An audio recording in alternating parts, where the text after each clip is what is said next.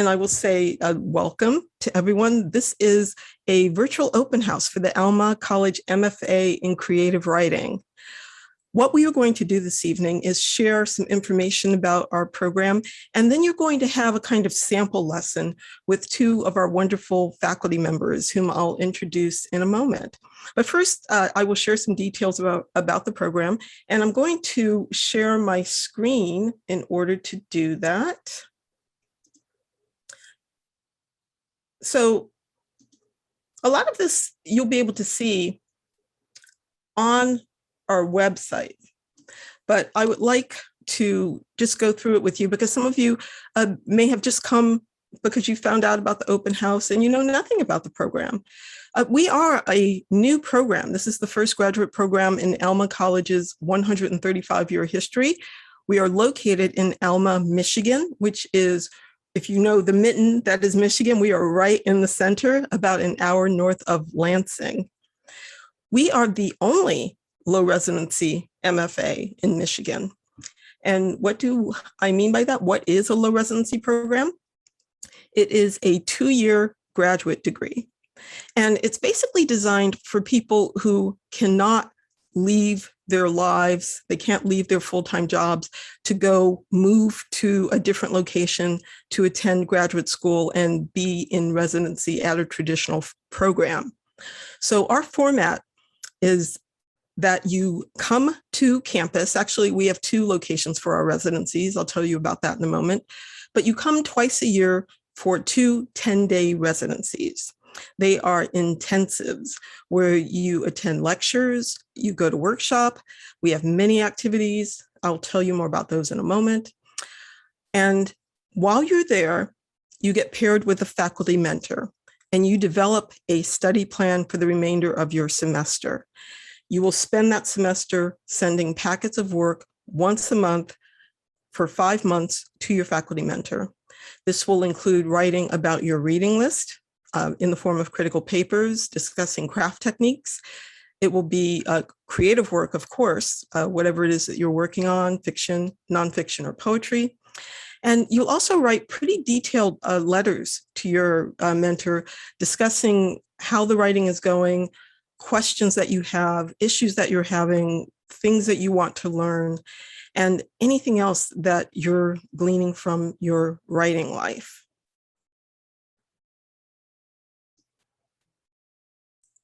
Over the course of this 2-year program, you will develop a tremendous proficiency of writing skills, including just the language to understand and talk about craft. I speak from experience about this because I was already a published writer when I entered an MFA program, and I just felt that I knew how to write, but I didn't know what made my writing good. It was like I was just jumping off a cliff and figuring it out on the way down. My MFA program gave me a language. It gave me an understanding and of technique and a way of wielding it instead of just, scattershot in the dark kind of thing. You'll be able to read and think critically as a writer, to learn from what you're reading, to not just read something and say, oh, I like this or I don't like it, but to see if you do like something, how did the writer do that? How do I break this down? What techniques were used? Can I do this? Or can this help me do something that I'm trying to do in my writing?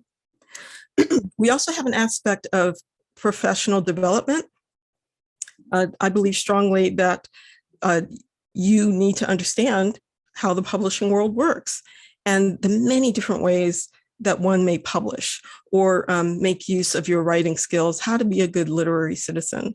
So we have speakers and panels to talk about all aspects of publishing.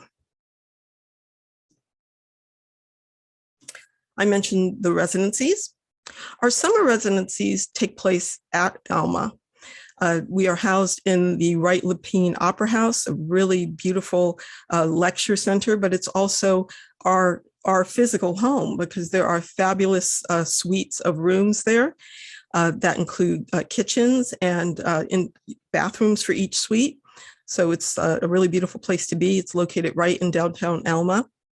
In the winters, we can't be at Alma because the undergraduates are in residency. So we are at the Ralph A. McMullen Center, which is a beautiful, modern conference center located in the heart of the beautiful northern woods of Michigan. It's about an hour north of Alma. Our first winter residency is coming up. It will be December 27th, 2021 to January 6th, 2022. I wanted to mention that in terms of thinking about COVID protocols, many of the students, no one has said that they aren't coming, but a lot of people are requesting single rooms. And I just want to put that out there that if you are interested in applying for winter residency, that you'll want to do that and get your request in if you do prefer to not share our rooms, but because we're getting that count together so we can make those arrangements. I will also say that our winter activities, well, summer as well, but we really celebrate the beauty that is Michigan. So we're excited to include outdoor activities as part of our residency. We will be doing things like cross-country skiing, hiking. There is also an environmental touch to how we think about writing. So we are working on developing themes around that. So we aren't just going to go out and do cross-country skiing. We are going to talk about encountering nature and writing about the environment. So we will be thinking about that in terms of lecture and workshop as well. Oh, and I will tell you this, I'm working on developing a fly fishing element for the summer. So we may be having workshop around, again, the environment, but fishing as part of that as well. The other thing is, I didn't mention this before, our theme tends to be your voice matters, right? And I wanted to mention that because we are talking about nonfiction tonight, and many of our students do come to the table with something to say about the things that are going on in the world. And even if you don't, you may find that being in conversation with other people has brought something out of you, and you want to express something. And this is where you'll learn to do it, to try out an idea, to see what it's like to write nonfiction and to put out an opinion about something that you thought that maybe you weren't allowed to put out there before. You'll see Oxford University on the screen. In January 2023, we're going to offer an optional residency, meaning you could go to the Ralph McMullen Center that winter, or you can go to Oxford University. This will be similar to our residency in Michigan, but it will be taught. We will have lectures from some of the Oxford faculty. We will have some of our faculty with us as well, but the Oxford faculty will lecture as well. You will be staying in student housing at Oxford and also learning more about the university as well as the town, the beautiful town. During residency, we have special speakers and publishing experts. The only person who couldn't join us in person this past summer was the US Poet Laureate Joy Harjo. She zoomed into our residency for both a craft talk that she delivered to the students and a fabulous public reading. We will continue inviting various writers each residency. We also have publishing experts such as literary agents and publishing editors. We also have public readings in the evening. All of our faculty and visiting writers deliver readings. It will probably, they're open to the public, but in Roscommon, it'll probably be a lot smaller. It'll probably be just us. We will be off by ourselves up there in the woods, so it'll be a much more cozy affair.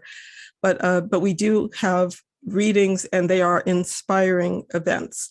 If you look at some of the recordings that we have on our YouTube site, you will be absolutely blown away by some of the readings we've already presented here in virtual open houses and also for other events that we've done.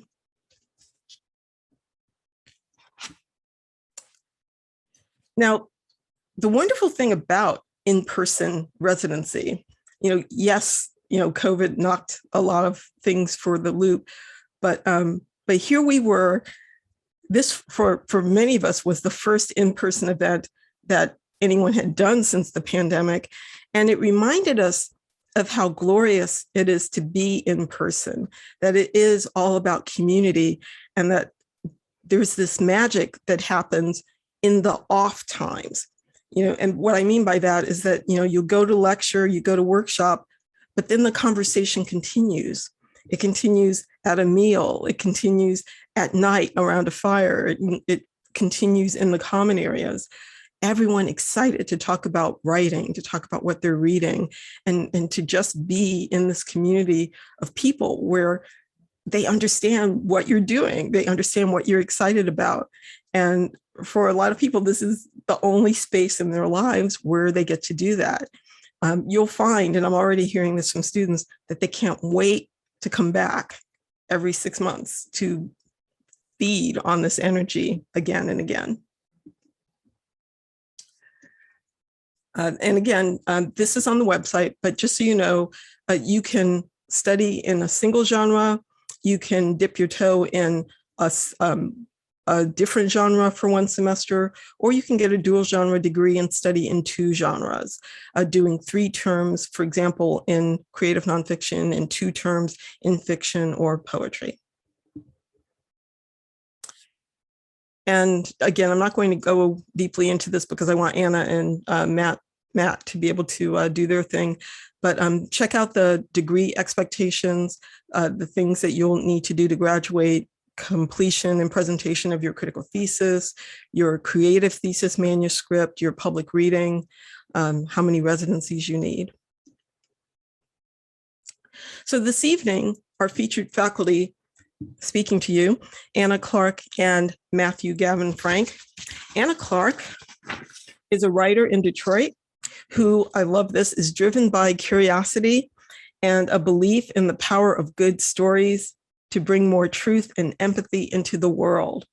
She is the author of The Poisoned City, Flint's Water, and The American Tragedy, named one of the year's best books by the Washington Post, the San Francisco Chronicle, Kirkus, the New York Public Library, Audible, and others.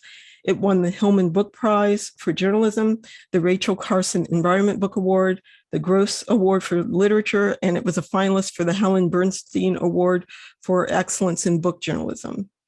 She is a longtime teacher of writing and improv theater, and fair warning, you're going to experience some of this improv if you join us at winter residency. Matthew Gavin Frank is the author of the nonfiction books, The Mad Feast, an ecstatic tour through America's food, Preparing the Ghost, an essay concerning the giant squid and its first photographer, Pot Farm, and Barolo. And he's also authored several books of poetry. His newest nonfiction book is Flight of the Diamond Smugglers, about, among other things, the ways in which carrier pigeons were used by diamond smuggling rings in coastal South Africa. Welcome, both of you, and I will hand it over to you. And whoops, I forgot to show Matthew's picture, which I'm going to do because I love his lecture image. And then I'm going to stop sharing and hand it over to you guys.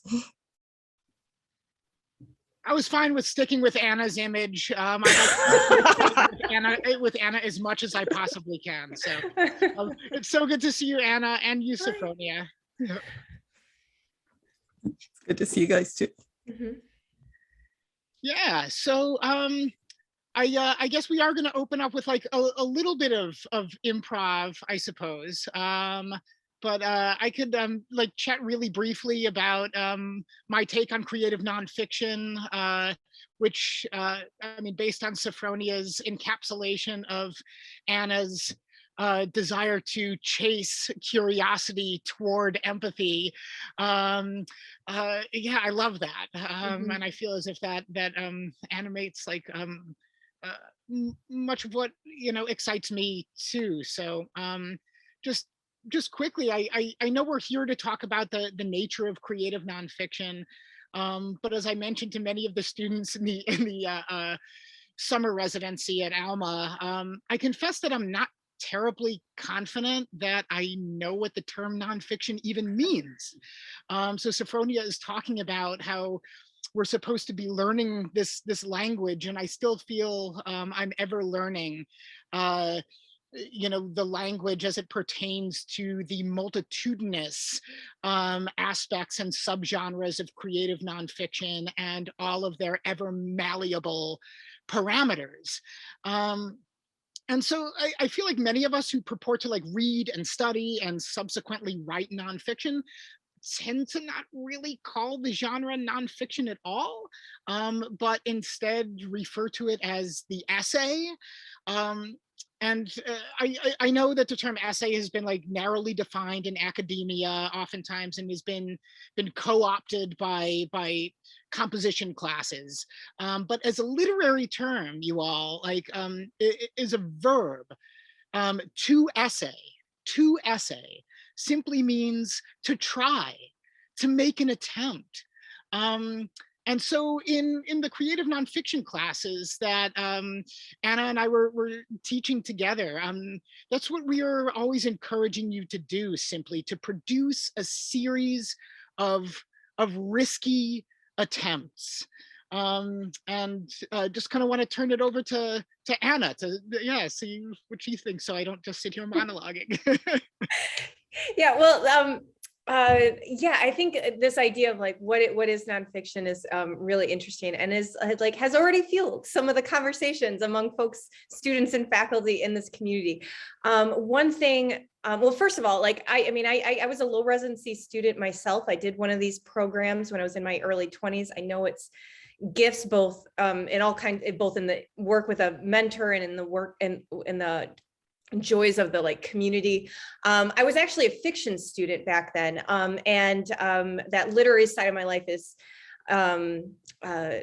still a part of it in many ways, and who knows what stories I may write in the future. But like I've come to be more and more of a nonfiction writer and practice journalism, which I think is probably the most explicitly nonfiction form, in its like traditional sense. But it is really interesting. Like I think that like the common thread I think of all the folks who like come to this space is this sense of like curiosity and this like devotion to the art of attention, right? Both to what's like happening inwardly, what's happening in the wider world, this sense of like care for the care in witnessing, and this and in practicing it, in practicing both like the work of writing, which to me entails not just like the actual writing of words on the page, but also just like the questioning mind, as you go through your days, and just like our attention to what kind of what emerges, what provokes you, what interests you, and why. I think that's a pretty wonderful way to spend a life, and I think it's something that everybody who comes to the space, either as a student or a teacher, has in one way or another chosen. And I think that's part of what like gives the community like so much energy. So I think one thing I like about nonfiction in particular, and including the journalistic forms that I do, is that it's given me just a kind of a way in to so many things that matter to me. And I think that like one thing that I hope that we do in the one-on-one work and in the workshops that we have at the residencies is kind of just create more and more spaces for people to try. I think the world we live in, the society we live in so many ways, you get such a no to being a writer, like it's a hard thing to choose. It is a hard thing to choose. There's all kind, when I was like majoring in creative writing, people were like, oh, are you going to be a teacher? And I was like, well, yes, that turned out to be part of it too. But I was like, I want to be a writer. And that like seemed like this like radical thing. Like, I mean, people don't it doesn't seem like a real thing in so many ways. It doesn't seem practical enough, or I don't know, whatever. You all know there's all kinds of obstacles to making this a priority, to making this choice. And there are a lot of challenges with that I think that we can talk about like really literally. But I think one thing that I appreciate about this community is that like, and I hope that we do in all our work with students is like it's kind of a yes space to this, right? Like we're gonna like create ways and opportunities to say yes, to just try some different things out, do the kind of work that you love doing, you already know you're doing. That's why you're just here in this Zoom tonight, but also like try other things and experiment with other ways of doing and learn about poetry, just say yes to it. That's what we want to do. Yeah, I feel I just absolutely love that in that we want to encourage whimsy and play. Writing is, yes, serious business. Grappling toward empathy is, yes, serious business. But when we're actually getting it down on the page and playing with like craft techniques and things like this, it is very much an act of whimsy, an act of play, an act of experimentation. How best to transfer to a readership that which I have witnessed, I suppose. And sometimes it takes experimentation, it takes play, it takes filtering your story through a series of forms that sometimes might seem restrictive, but those restrictive forms oftentimes teach you as a writer, and then in turn an audience, about the parameters of your bit of subject matter and the ways in which you can tell it. Which, if you deliver it via this particular form of nonfiction versus this particular form of nonfiction, how does it change? How does it morph? How many worlds, I suppose, does this particular story contain? And how can formal experimentation in the classroom just kind of evoke all of those worlds, and teach us all something about the parameters of storytelling. Anna, people were so nice to you when you said that you were majoring in creative writing. They said, "Oh, are you going to become a teacher?" They were like, "Oh, are you going to like be a waiter?" And then I was like, "Yes," and I was for a while. Like I worked as a restaurant chef at least for like many years and never thought I would get out of it. But haha, and so yeah, I feel like. Especially at this particular time, as Anna was saying, we do just want to really encourage you to make things. It is very much a yes space.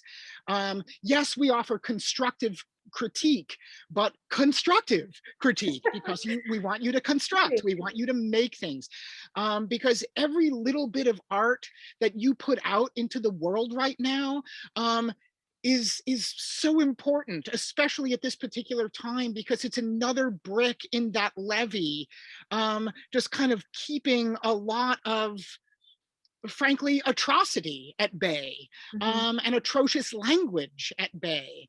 Art making is incredibly important, perhaps most especially in these divisive times. One way to create a space in which to stretch out and meander and digress and chase blind alleys and fail and succeed and maybe foster even some semblance of authority and agency, even if that authority and agency is brief, it's tenuous, it's illusory, is within the world of making nonfiction, via focus on grappling toward empathy, as we've been talking about. And some of that, when you're actually there on the page, like, how do I do that on the page? Oftentimes it involves research, on a situating of one's own personal experience or observation or obsession within a larger sociocultural and or historical context. Like in order to discover or revise or uncover fresh meaning in personal experience. Essaying is about not necessarily rendering what you've experienced, but interrogating it, right? To see what your stories may mean, to see what your stories are made of. what they can and can't take without breaking. And so the essay form, or the nonfiction form in particular, is it's not built just on, again, like the reciting or even lyricizing of your own personal experience, but that interrogation of it, to see what your experiences mean in concert with other lived experiences and stories and obsessions. I'm just going to pull up this quote really quickly from the author Leslie Jameson. She's a nonfiction writer who wrote an essay collection called The Empathy Exams. Anna just sent like a big text about it, like a few days ago. But so the grappling toward empathy is in fact an obligation of the essay form. And I just want to read this quote to you all from Leslie Jameson on her take on nonfiction and empathy's role in it. So she says of the nonfiction form, as a genre grounded in productive uncertainty, Mm-hmm. collage rather than argument, exploration rather than assertion. The essay is constantly posing the conundrum of its own existence. What should an essay do? What should it offer? It finds its etymological roots in the old French word essai, to attempt. It blends inquiry and confession into a hybrid weave that deepens each. It draws personal material into public mattering. And in this way, banal everyday phenomena, what we eat, what we witness, things upon which we stumble, things that mildly interest us, rub elbows implicitly with the big questions. What are the implications of the human experience? What is the meaning of life? And so, like, maybe that's my question for Anna. What's the meaning of life, Anna? Or just, I guess, how do you go about, like, I thought we were just gonna play. I thought we were gonna just do some exercise. Right, I know, yeah. So, like, how do you go about, like, scratching at these big questions? And I guess, like, a good place to, like, maybe start talking about this instructively or constructively, for folks, is like, maybe we could talk about our research methods a little bit, like how we couch that which we witness, or like this germ of information that sparks something. Like, how do we couch that in like that larger context? So just idea becomes essay, and then essay gulp becomes book. Yeah. So I think for me, like, I do trust, I pay attention to what just makes me go, right? Like, I'm just going about, this is where like the seeds of ideas start coming up. Somebody tells me an anecdote at a party and I'm like, interesting. I know what I think is interesting. And often that like makes me curious enough to just start learning a little bit more about the thing. So one thing I've gotten really curious about, for example, is like pipes and infrastructure. This is not something I was born thinking was interesting, but I got increasingly curious. Like, this is like what ended up being like kind of the seed of the book, about just like how, just thinking about I was paying attention to what was like happening, in Flint with the water crisis, and like what was wrong with the water. And then it's got me his interest in how the pipes themselves like describe the literal shape of the community, right? And so I was just interested in how they like literally manifest the history of this particular community and the choices we make. And so I started getting interested. I started like reading all this stuff, information about the origins of drinking water systems in the United States, for example. Not a given. This wild patchwork, unbelievable story that we like have come, that we've somehow gotten to the point where we like take it for granted that they should be here, and that all people should be able to turn on a tap and have, like, it's this wild story of how it came to be.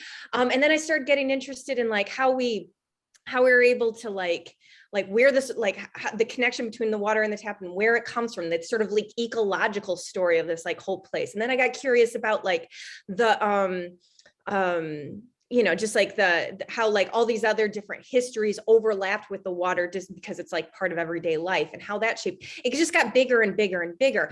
I like the reporting techniques. Just somebody who's working in like the form of journalism a lot, like turned out to be really, really useful. Like I know like how to look up like archives. I know how to like, you know, I know / learned, you know, how to like find all these like oral histories that's like in somebody's like dissertation that's like on file from 1982 at some university. Like I know how to like you know, just generate research myself, right? Like to do my own kind of research of just like, you know, talking to people, collecting quote data, you know, just like just collecting observations, collecting you know, details that I find in all other people's books and other in public records and all and in interviews, you know, both official and unofficial, and like and all this stuff starts getting like braided into a coherent narrative that is ultimately shaped by me, right? Like my point of view, my curiosities, my interests, my beliefs. Like that's, but I think that idea of uncertainty is so key to it. Like I think that's, I mean, you can't have curiosity without uncertainty, and uncertainty can be a really uncomfortable place. I think the kinds of writings that kind of where I feel as a reader I shut down more is where it's pretty clear that the piece was started with the conclusion in mind, and the writer just sort of filled in what they quote already know. And here's the thing, even if what they already know is all true and accurate and meaningful, it's still not that great of a piece of writing. Like I think the uncertainty is such an essential fuel. And for me, as uncomfortable as it can be, it's been also very motivating to go down, sometimes, you know, go down all different kinds of like research paths, sometimes dead ends, sometimes like I spend a lot of time looking for something and it's just, I just never find it. Maybe it's impossible to find. I find sometimes like, you know, like real challenges, you know, like I have to think about like my own, you know, perceptions, biases, assumptions, all the stuff that might distort how I, understand information or what information I think is authoritative, all the, you know, like all the kinds of stuff comes up. It's a real journey. But this is also why it matters. And I have this like kind of like fundamental faith that any piece of writing I've done that I feel like has been worth anything has involved not just a journey as a writer, but like a personal journey, right? Like I have to like make myself uncomfortable and get through all the stuff that comes up, all the challenges of not just filling in what I already know, but like venturing outward wherever it leads. And we're going to talk more about research too, right? Yeah. Sure. Yeah. I mean, I could give an example too from my own writing life and things. I also have, like I was telling Sophfronia, I also have like this weird short prompt that kind of like involves, you know, like forcing the research aspect with regard to telling one's, let's say, personal narrative too, like how to couch that within this larger researched context. But I guess I just thought of this, Anna, because you're reading the Squid book, you said? I am. I'm reading.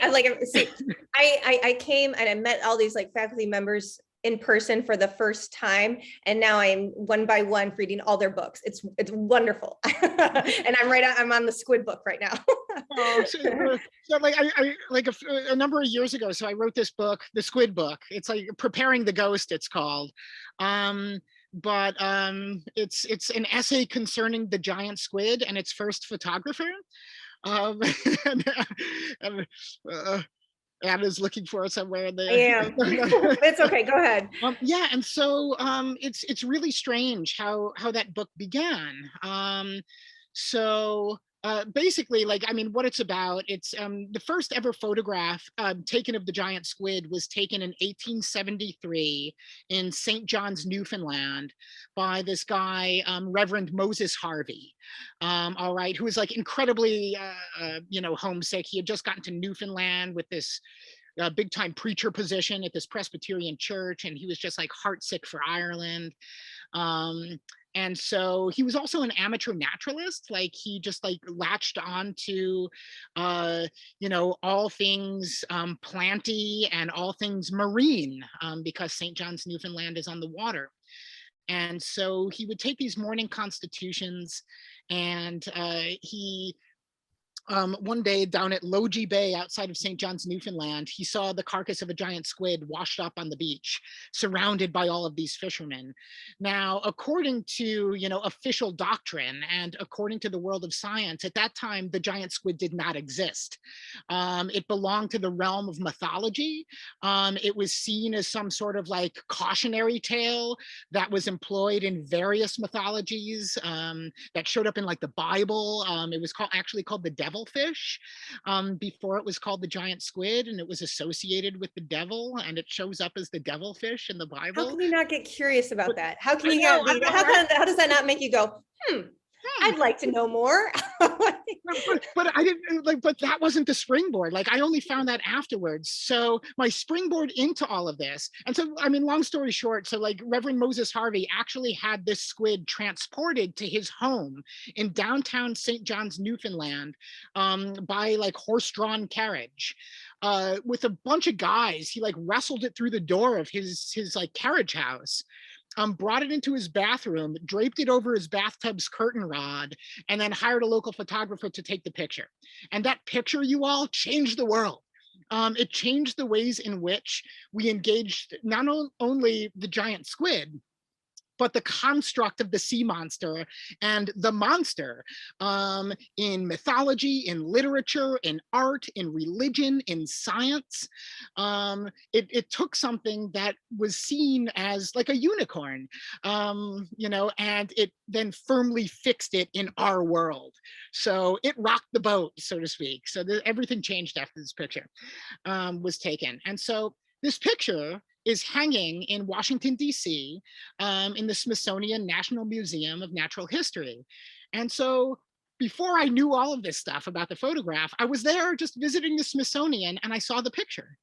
And I saw the picture of a giant squid draped over what looked like a wash tub. And then there was a 3-line caption next to it on the wall, and it just said, "First ever photograph taken of the giant squid. Reverend Moses Harvey, 1873, St. John's, Newfoundland." And I always carry like old gas station receipts in my pocket. So that's a good practice as a writer. Or I don't know, just talking to your phone or something, or type it into your cell phone notes, but I'm still very analog.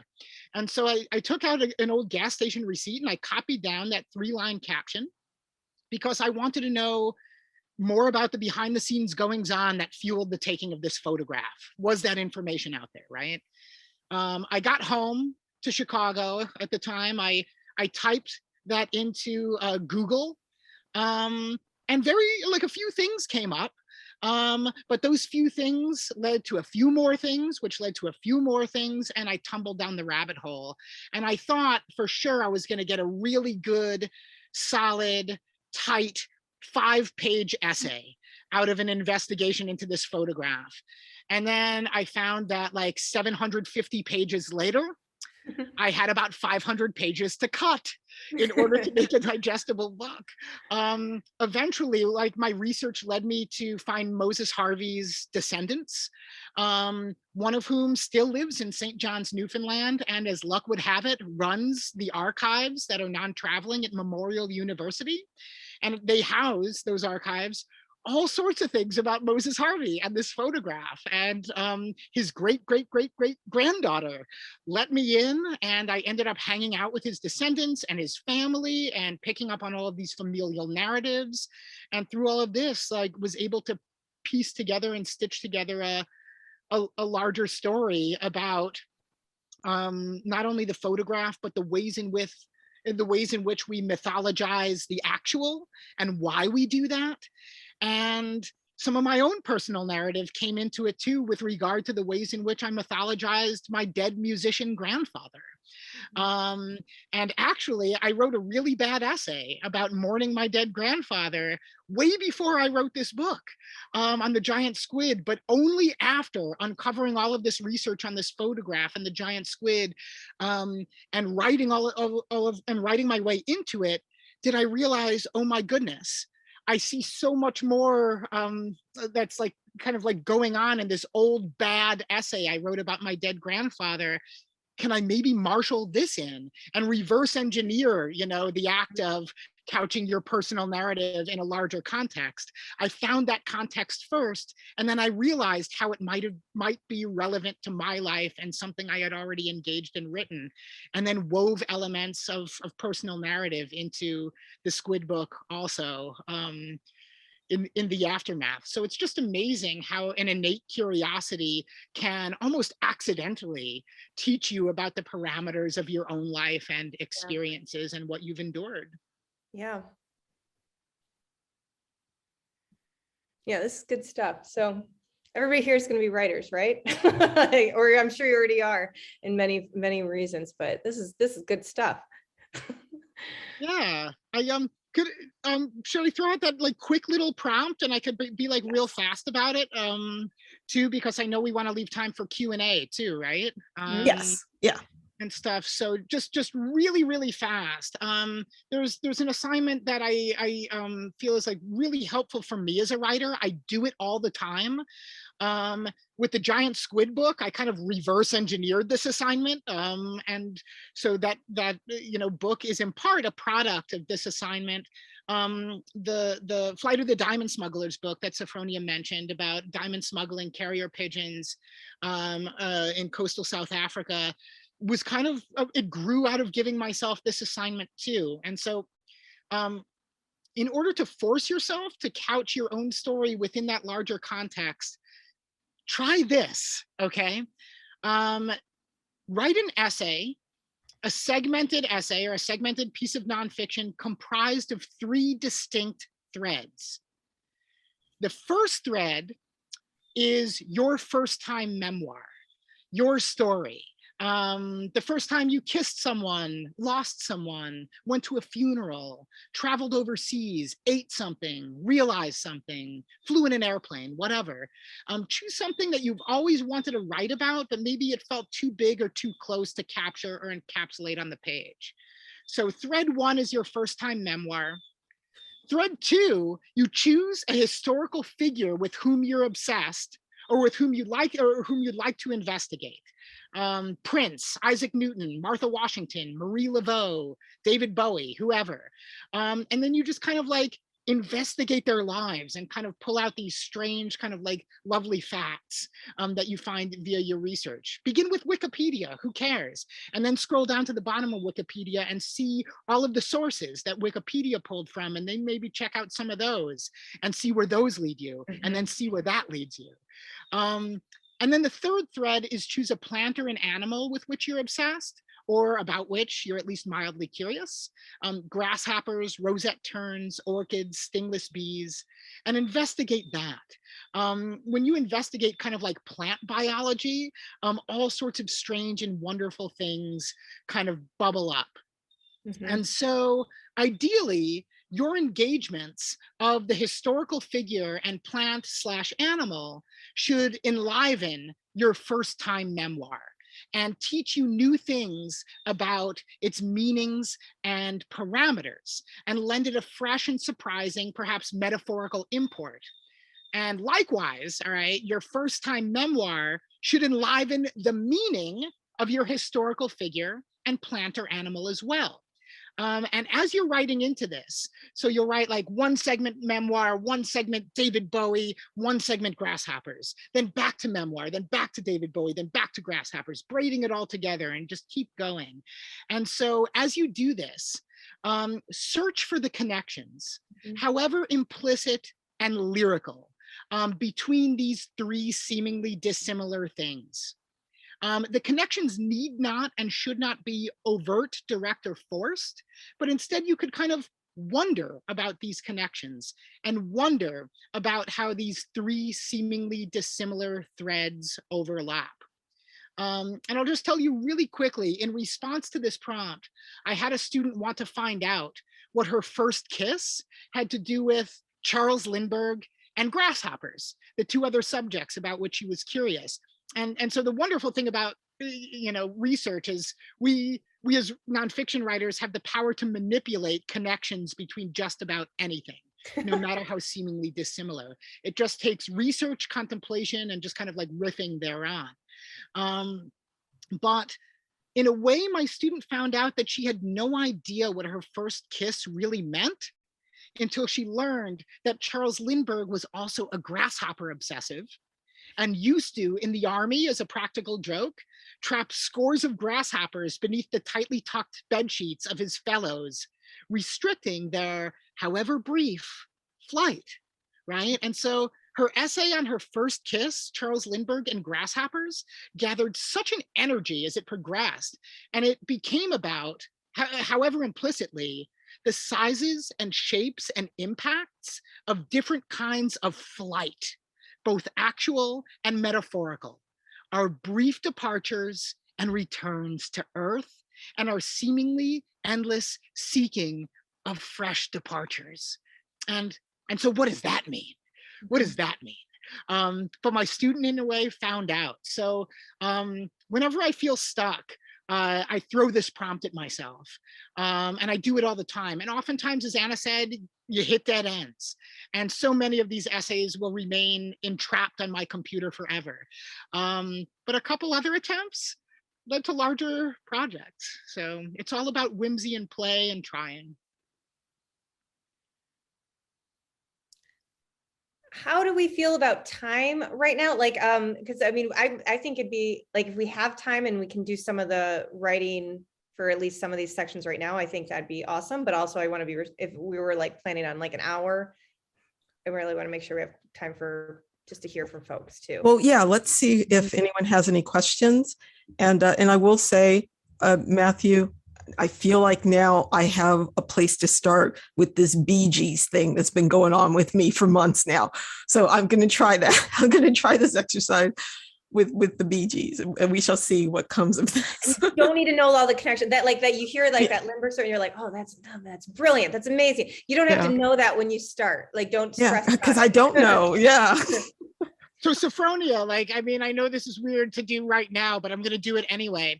Even though you haven't written that yet, I want to pre-solicit it for Passages North, if you're willing to send it, okay? That's all. No pressure. We shall see. Does anyone have any questions about this fabulous material that we've been listening to this evening?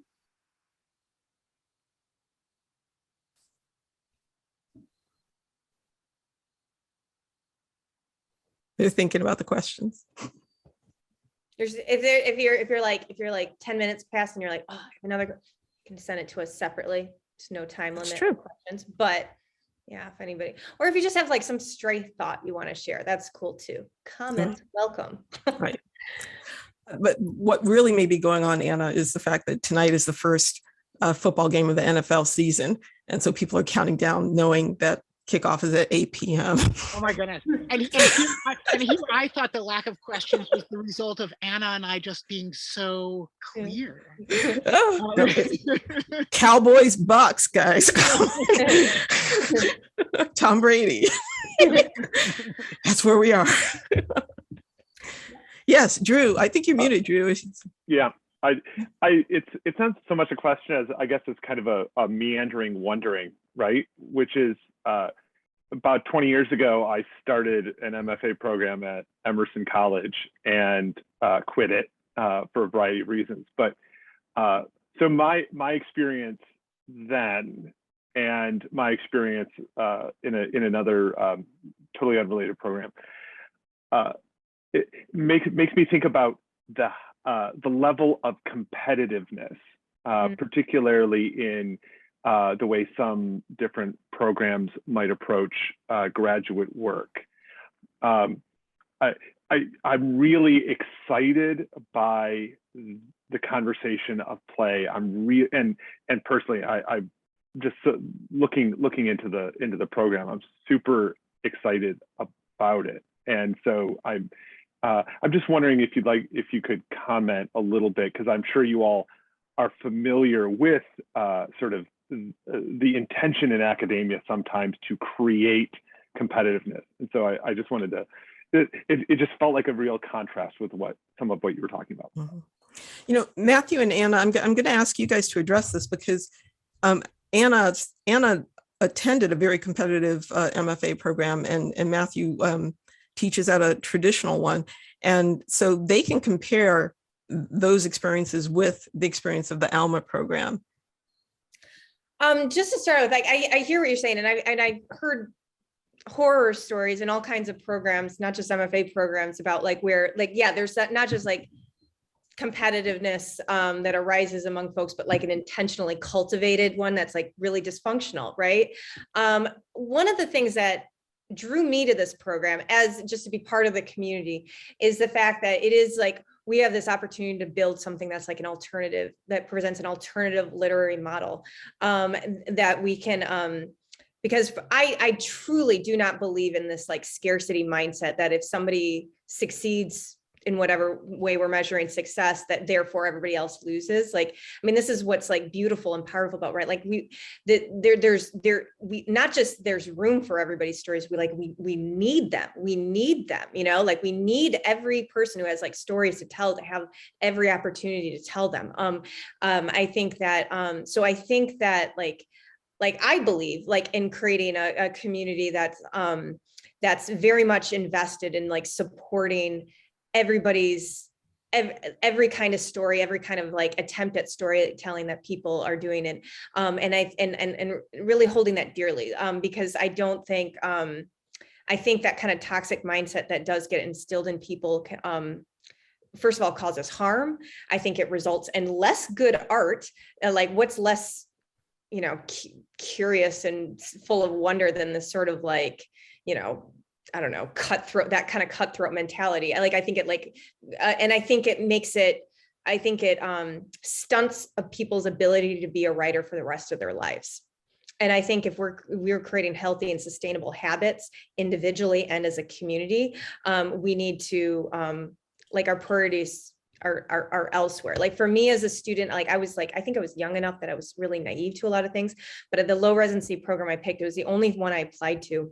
And one of the reasons I think I was drawn to is because I did want to be like outside of a traditional program, campus program. I was just graduating college. And I think that more like diffuse setup and that sort of one-on-one like mentorship model, like coming out of like where it was like it seemed to me like a sort of like, I guess, safer like place to be. It turned out to be like a really like wonderful program for me, but I know like it didn't work out that way for like everybody. And I think I was like naive to it a lot, like when I was like young and starting out. I think this program, especially all the folks who are joining in the first like couple years, like we are the ones who are creating the standard. And I think, and I don't think anybody who is here is cultivating that kind of dysfunctional, toxic, competitive mindset. And if they were, like, I wouldn't be here myself. I wouldn't believe in it. Yeah, I think Anna, like, I mean, just about covered it, but I mean, just to throw like something small in there too. Like I also teach at a traditional face-to-face, like, you know, MFA program. And I know like in some places, I guess that version of academic competitiveness still exists and is still like, you know, perpetuated. And but I feel like en masse, it's going the way of the dinosaur. It's moving out. There's no more room for that. I feel like most of us who are like on the ground laboring as both working writers and teachers and students, it's passé. Like we have no time for that anymore. We just like, we want to make things. We want to marshal in as many voices and as many different kinds of art as possible. In fact, at Northern Michigan University, we recently launched and this is something I'm very passionate about, too, a hybrid concentration in MFA. So folks can actually, you could, you know, make a poetry book, you can make a nonfiction book, you can make a fiction book, but then you could also do a hybrid thesis. And a hybrid thesis isn't necessarily just a multi-genre thesis. It can be. It can be a little bit of fiction, a little bit of nonfiction, a little bit of poetry, but it could also be work that tends to exist outside of all of those genre parameters that we don't know what it is. It's just this lovely artistic artifact that resists those other labels, right? It lives in the liminal spaces in between the exciting spaces. And so, you know, folks are doing a lot of like multimedia stuff and all of that. And so because there's such a diversity of voices these days, and because we're all kind of encouraging that sort of competitiveness seems to like, I don't know, evaporate like tea steam. We're all just kind of excited about what everybody else is doing because it's somewhat different. And also very quickly, it used to be, you know, in the publishing world that there wasn't necessarily outlets or visible outlets for a lot of different types of art, right? There are a lot of like gatekeepers and things like that, but it's not like that anymore. There are so many outlets, so many different magazines, so many different publishing houses with so many different agendas, and your voice will hit with a number of them. It's just the way it is these days. It's far more inclusive and less toxic in that way, I think, and I hope. Yeah. Any other questions? Yeah, so this article you just put it there from the Tartan is the one that first drew me to this. So if I recall correctly, you've had one cohort so far, is that right? Yes, that is the first cohort, yes. Okay. Within that cohort, and maybe more broadly, people who've expressed interest, what types of students are you seeing? Are you attracting more non-traditional students, or is it more of the sort of traditional, they finished an undergrad and they're now moving on into a master's program? Well, if you look at the article, you'll see our students. There's a picture of the students. You'll see that there's a age range there, right? Mm-hmm. There are people from their 20s all the way to their 60s, right? They're all, you know, they all have full-time jobs, right? So they are not traditional, which is why they come to a low residency program. There are people who've wanted to write. There are people who have been writing. I think we only have one student who is a recent undergraduate, but she's even she is 2 years out of her program. So I'm excited by the diversity, right? But diversity across all lines, not just racial diversity. I mean, in terms of experience, I mean, geographically, in terms of what people want to write, what they're exploring. So I'm fascinated actually by the mix, and I hope that continues to grow. Mm-hmm. I think the other thing too is like some people like come with like a really specific project they're working on, and they're like, I have been trying to write this book for years, you know, so they might have like a very specific focus, and other folks are coming just pretty open-minded. Like, I know I want to write, I want to get better at it. I'm, you know, want to try all kinds of things. Like some people are at different places with their kind of intentions and where they're just what they're focusing on. And that I think is pretty energizing and interesting as well. Yeah. We also have a couple of spiritual writers, mm-hmm. which is pretty cool.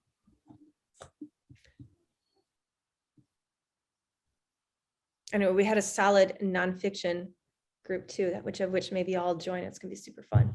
Yeah, we had a lot of fun. Anything else? Just so you know, my contact information is on the website. Our website is alma.edu/MFA. Feel free to email me. We can set up a call if you'd like. I'm happy to talk about the program. Some of you on this call I probably have spoken to in person, because I do tend to call people because I like to hear where you are and to learn about your writing. So if there is nothing else for this evening, thank you so much for joining us. Thank you, Anna. Thank you, Matthew, for this wonderful experience. I think there's going to be some awesome writing out of this. I just see from the participants just nodding. It's like, yeah, you can't wait to get to it. So thank you for joining us. I hope we will see your application. If you're joining us for the winter residency, the application is November 1st. If you wish to start in the summer, that application deadline is May 1st. But I hope you will join us for the winter and get in with this cohort and the new cohort, but I'd like you to meet the first cohort as well and just join this adventure. I'm really excited to see how it all builds. Really, truly. Like I love this first cohort, and it's going to be fun to see like how, just what else comes up when there's new influences in the room and new ideas and new curiosities. It makes all of us better for it. Yeah. Well, everyone, have a good evening. Thank you for being here, and we will see you again soon. Take care.